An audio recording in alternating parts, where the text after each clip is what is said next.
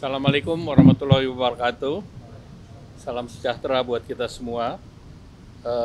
Tadi dari rapat terbatas terkait dengan harga gas nanti akan dibahas tersendiri.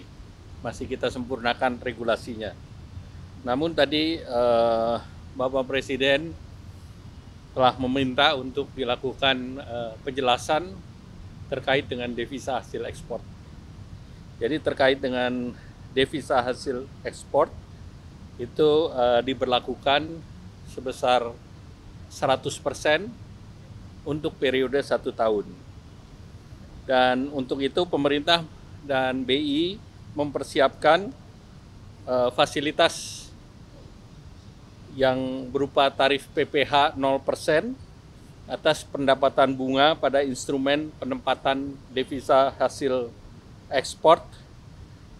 Kalau reguler biasa kena pajak 20%, tapi untuk DHE 0%. Kemudian atas instrumen penempatan devisa hasil ekspor, agunan kredit rupiah kalau mau menggunakan back to back, eksportir dapat memanfaatkan instrumen penempatan DHE sebagai agunan back to back kredit rupiah dari bank maupun LPI untuk kebutuhan rupiah di dalam negeri. Kemudian underlying transaksi swap antar nasabah dan perbankan, eksportir dapat memanfaatkan instrumen swap dengan bank dalam hal memiliki kebutuhan rupiah untuk kegiatan usahanya. Kemudian untuk foreign exchange swap antara bank dan BI, eksportir dapat meminta bank untuk mengalihkan falas DHE yang dimiliki eksportir menjadi swap jual BI dalam hal eksportir membutuhkan rupiah untuk kegiatan usaha di dalam negeri. Nah, bagian dari penyediaan dana yang dijamin oleh agunan, termasuk agunan berbentuk cash kolateral, giro, deposit tabungan, ini memenuhi persyaratan tertentu dikecualikan dari BMPK, dari batas maksimal pemberian kredit. Dengan demikian, penyediaan dana yang menggunakan instrumen penempatan devisa hasil ekspor SDA sebagai agunan tidak akan mempengaruhi daripada gearing ratio atau rasio utang terhadap ekuitas, dan perusahaan diharapkan dapat menjaga tingkat utang daripada eksportir. Nah, ini diberikan kepada sektor mineral batu bara serta sumber daya alam lain termasuk kelapa sawit. Kemudian sektor minyak bumi dan gas alam itu tidak diikutkan.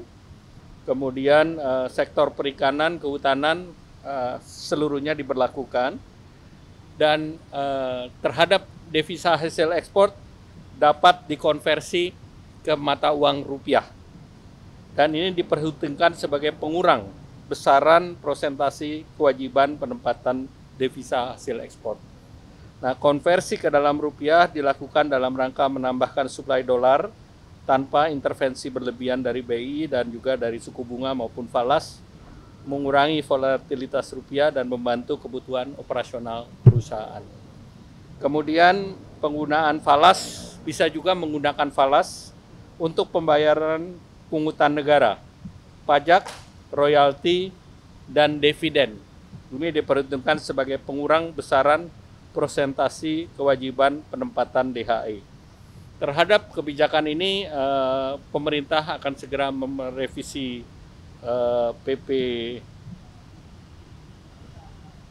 nomor 36 dan akan diberlakukan per 1 Maret tahun ini.